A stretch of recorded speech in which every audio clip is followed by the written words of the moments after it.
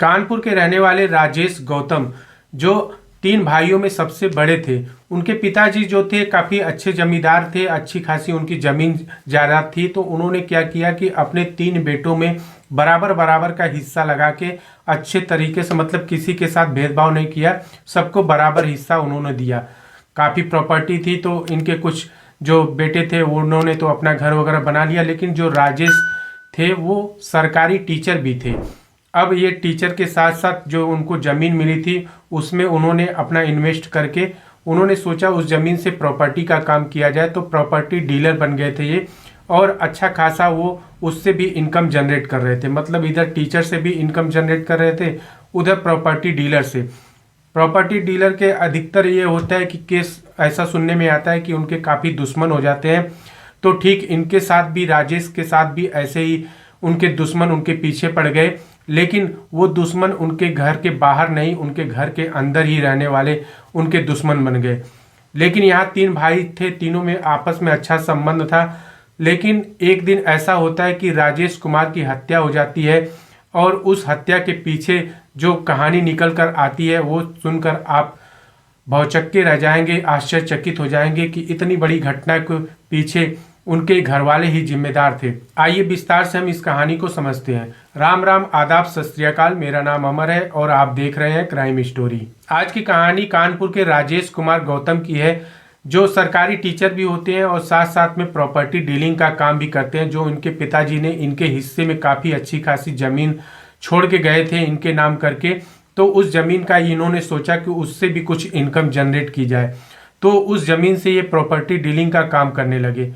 अब उनको इतना कम समय मिलता था, घर पे बहुत कम रहते थे। कुछ दिन होता है, उसके बाद इनकी शादी हो जाती है। लगभग 2012 में इनकी शादी होती है पिंकी नाम की एक लड़की से। वो भी लड़की काफ़ी सुंदर और सुशील लड़की थी, जिससे इनकी शादी होती है। अब वो घर पर रहती थी और ये अपना टीचर थे, सुबह स्कूल जाते थे और उसके बाद घर पे आके आधे घंटे बाद ये प्रॉपर्टी डीलिंग का काम करने के लिए निकल जाते थे। कानपुर में ही एक इनका प्लॉट था जिस पर ये सोच रहे थे कि इस पे एक अच्छा खासा कोठी बना दिया जाए, उसमें अपना परिवार शिफ्ट करके अपने आराम से रहने के लिए। अब जिस घर में वो रहते थे पुश्तैनी जमीन थी, पिताजी की बनाई हुई घर था, तो उसी में रह रहे थे। उनके समय बीतने के साथ उनके दो बेटे भी हो जाते हैं, धीरे धीरे बेटे भी बड़े होते हैं। लेकिन उनकी एक अच्छी आदत थी कि वो सुबह सुबह डेली मॉर्निंग वॉक पर जरूर जाते थे। उसके बाद ही अपना दिन का कोई भी काम स्टार्ट करते थे मॉर्निंग वॉक करने के बाद। अब वो शहर में सोच रहे थे कि एक अपना आलीशान कोठी बना दिया जाए। पैसे की कमी थी नहीं, अच्छा खासा इनकम था। पिताजी भी उनके अच्छा खासा इनकम और ज़मीन जायदाद छोड़कर गए थे उनके नाम से। अब इन्होंने सोचा कि अच्छा मिस्त्री की तलाश की जाए। तो ढूंढते ढूंढते उनको एक राजगीर मिस्त्री मिलते हैं, राजू नाम का राजगीर मिस्त्री होता है। उसको ये पकड़ते हैं और कहते हैं कि इस तरह से मेरी एक कोठी बनानी है।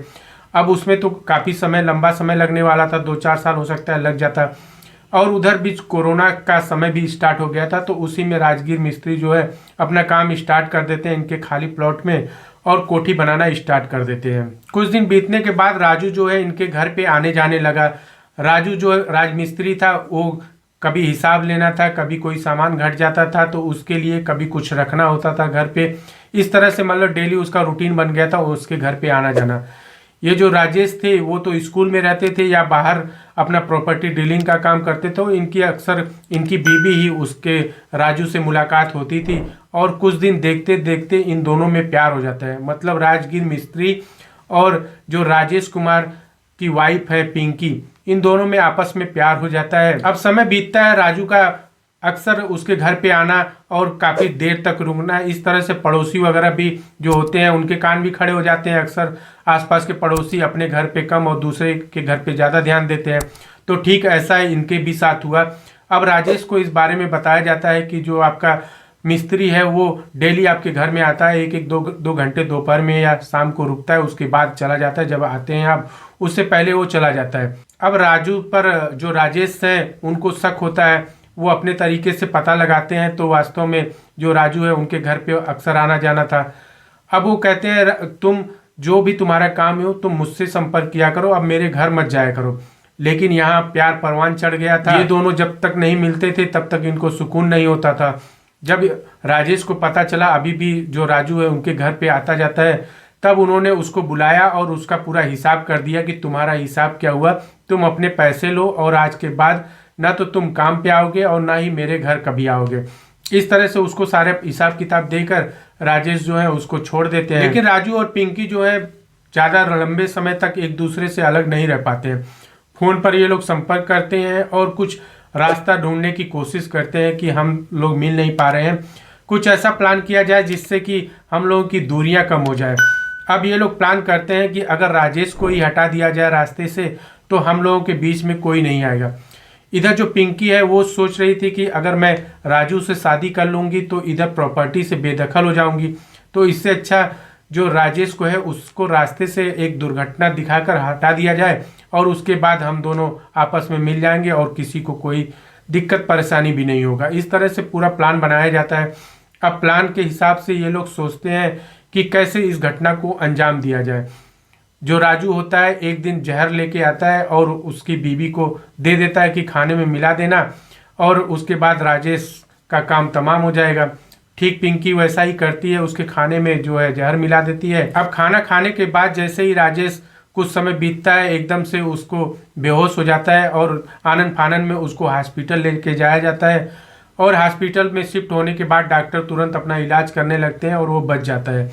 कुछ दिन बीतने के बाद अब इनको लगता है कि एक प्लान तो फेल हो गया, अब क्या करें। अब ये लोग क्या करते हैं, एक सेकेंड हैंड गाड़ी लेते हैं और उसका नंबर प्लेट भी चेंज कर देते हैं।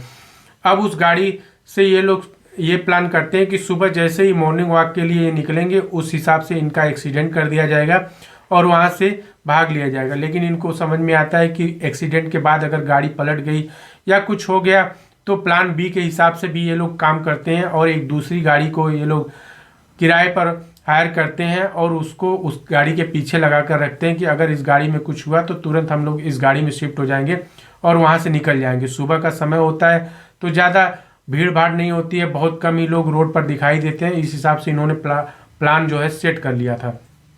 अब होता क्या है कि जैसे ही राजेश सुबह सुबह मॉर्निंग वॉक के लिए निकलते हैं तभी इनकी बीवी जो होती है राजू को फ़ोन कर देती है कि ये बाहर निकल चुके हैं। अब राजू जो होता है गाड़ी लेकर वहाँ पहुँच जाता है और इसकी बीवी और राजू और ये लोग उस गाड़ी से एक ड्राइवर को लेकर वहाँ से निकलते हैं। अब जहाँ सुनसान एरिया देखते हैं तेज़ी से उस गाड़ी को लेकर आते हैं और राजेश को टक्कर मार के वो आगे गाड़ी रोककर और दूसरी गाड़ी में बैठकर वहाँ से भाग जाते हैं।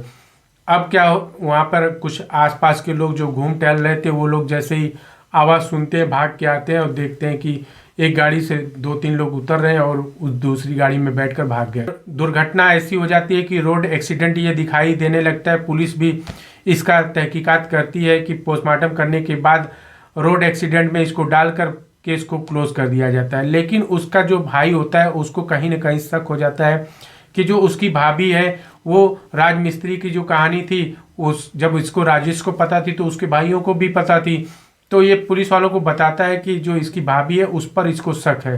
पुलिस फिर से फाइल खोलती है और उसके बाद आसपास के सीसीटीवी कैमरे को वो खंगालने की कोशिश करती है।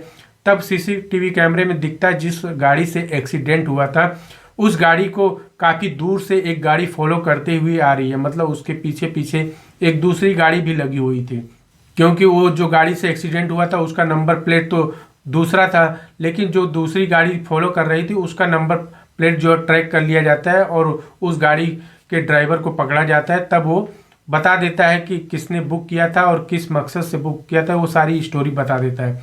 अब जो पुलिस होते हैं राजू को उठाते हैं और उसके बाद वो राजू जो होता है तोते की तरह बकना स्टार्ट कर देता है कि मेरी पिंकी से प्यार मोहब्बत हो गई थी और उसके बाद हम दोनों के बीच में राजेश दीवार बन रहा था जिसको रास्ते से हटाने के लिए हम लोगों ने पूरा प्लान किया। लेकिन कहीं ना कहीं ऐसी चूक हो जाती है अपराधियों से कि वो पकड़े ही जाते हैं।